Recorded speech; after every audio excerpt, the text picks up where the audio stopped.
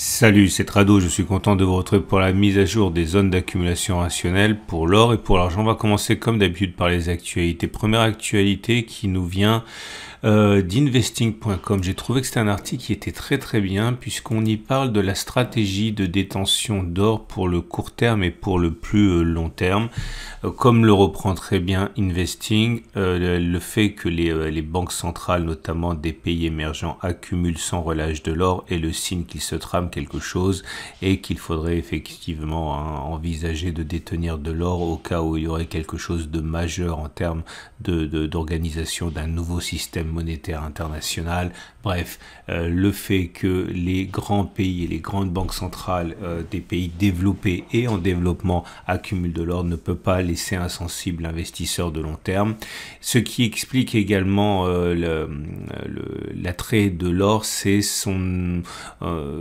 les perspectives de court terme, nous dit l'auteur, qui explique que lorsque la Banque centrale a terminé de hausser les taux, ne mettra pas fin directement à la baisse des marchés, ça devrait continuer encore un petit peu, il y aura une sorte d'inertie et que dans ce contexte-là, eh bien, de tenir 5 à 10% d'or pendant la période de court terme qui suivra les tergiversations des marchés peut être une bonne chose. Donc oui à de l'or dans le portefeuille en prévision de la récession et en particulier lorsqu'il y aura un assouplissement monétaire, et oui également à la détention de l'or à long terme au regard de ce qui se passe au niveau des banques centrales. Deuxième article que j'ai trouvé pour vous qui est également intéressant, c'est le fait que l'Inde a connu une baisse de 30% de ses importations d'or en mars par rapport à l'année précédente, et ce qui confirme en fait ce que font les banques centrales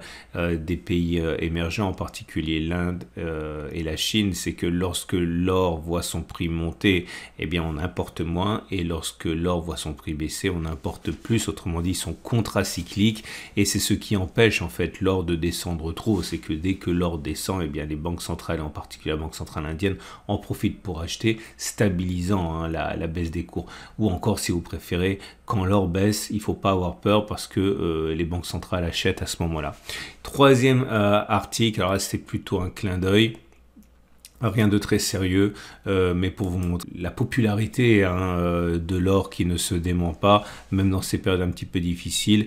Eh bien, le sandwich le plus cher du monde, produit de manière entre guillemets régulière, c'est ce sandwich au fromage que nous on appellerait un croque-monsieur, à 214 dollars, composé donc et naturellement de pain, de fromage et d'or comestible. On passe tout de suite aux articles et aux graphes de l'or et de l'argent. Je vous rappelle que vous pouvez retrouver tous les articles que j'ai mentionnés sur mon site. Vous avez un lien en dessous de la vidéo pour voir ça en détail. C'est en anglais, mais votre navigateur est totalement capable de traduire. L'or libellé en euros se remet de ses émotions en prenant appui sur cette zone ici de support qu'on a mentionné. Alors cette zone est comprise, on a dit, entre 1807 et 1796 euros l'once. Alors j'avais à titre personnel plutôt attendu que l'on revienne sur la zone des 17,86, 17,83, mais ce n'est pas ce que l'or a en tête pour l'instant, bien au contraire.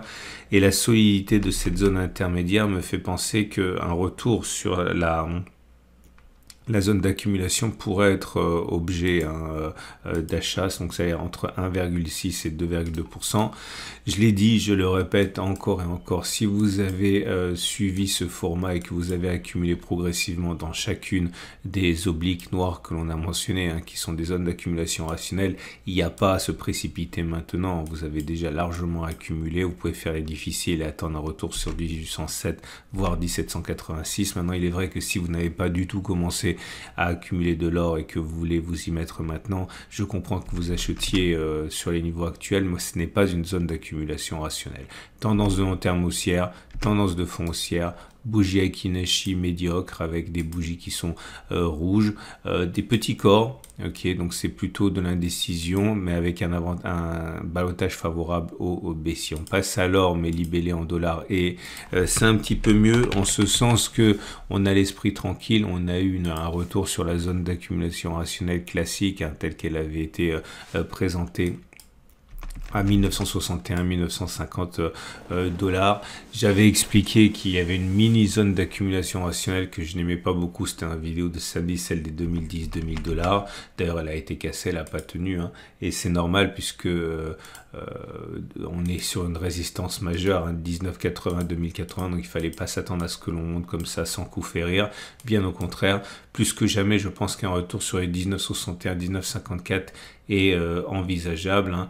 Encore que rien n'est obligé, mais là, comme pour l'or libellé en euros, hein, si vous avez accumulé progressivement sur les zones d'accumulation rationnelle précédentes, vous n'avez absolument aucune raison, hein, de vous précipiter à présent, hein. Maintenant, si vous n'avez pas du tout accumulé et que vous investissez en dollars, eh bien, un nouveau retour sur les 1961-1950 dollars pourrait être l'opportunité pour vous d'achat. Tendance de long terme haussière, tendance de fond haussière et bougie Akinashi médiocre, hein. Vous avez des bougies qui sont avec des petits corps, mèche haute, mèche basse. Bref, pour l'instant, c'est de l'indécision. On passe à l'argent. Je vous rappelle que ce format vous est apporté par mon partenaire au coffre Veracash. Au coffre vous permet d'acheter de l'or, des larges d'argent, des platinoïdes, de vous le faire livrer ou de vous le conserver dans un coffre en France ou à l'étranger. Et ensuite, vous pouvez acheter et vendre par l'entremise avec les autres clients au coffre. Et vous avez également Veracash, un produit exceptionnel, donc de l'or, de l'argent acheté, mais vous y adossez une carte Mastercard classique. Comme ça, si l'or et si l'argent montent, eh bien vous pouvez tout simplement dépenser plus avec votre carte. Ce sont des sponsors, n'hésitez pas à cliquer sur le lien en dessous pour aller visiter leurs produits, parce que c'est exactement ce qu'il vous faut. Je le répète, ce sont des sponsors. L'argent libellé en euros pour débuter avec, on l'a vu, hein, une rémission intéressante, hein, du dauphin de l'or. On a pris depuis la dernière zone d'accumulation rationnelle du 10 mars un terrain conséquent, plus de 20%, 22% même. On est aux prises avec une résistance, les 22,7 euros. Du coup, on n'est pas sur zone d'accumulation rationnelle. La zone d'accumulation rationnelle, ce sera un retour sur les 21,9, 21,1, c'est-à-dire attendre que l'on baisse de 4 à 8%. Maintenant, si vous êtes vraiment pressé, vous pouvez commencer à investir dès maintenant, mais c'est dangereux parce qu'on est sur une résistance et les résistances sont faites pour être plus souvent respectées que passées. Et lorsque vous voyez la hausse verticale à laquelle on a assisté, c'est pas soutenable, hein. Donc le plus tôt sera le mieux pour une consolidation. Lorsque vous avez des hausses funiculaires comme ça, généralement, regardez, hein, vous en avez ici. Lorsque vous avez des hausses funiculaires comme ça, c'est pas bon. Il faut vraiment consolider. Et plus on attend, plus la consolidation sera forte, hein. Donc, il serait bon rapidement de revenir sur les 21,9, 21,1 euros, qui est la prochaine zone d'accumulation rationnelle. Tendance de long terme haussière, tendance de fond haussière. Et on va terminer avec l'argent libellé en dollars. Et c'est la même chose. C'est pas très rassurant ce qui se passe parce que ça progresse trop vite.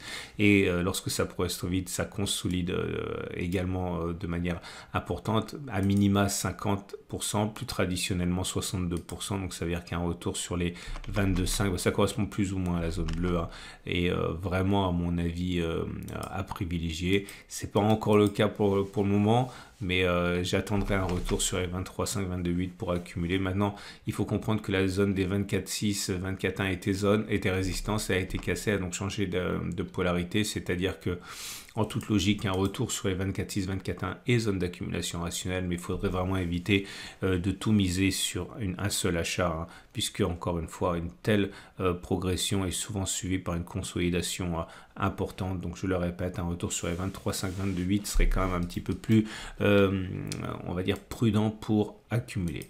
C'en est terminé de cette mise à jour rapide des métaux précieux du mercredi. Je vous rappelle que c'est mis à jour également le samedi avec un format plus long et également les platinoïdes.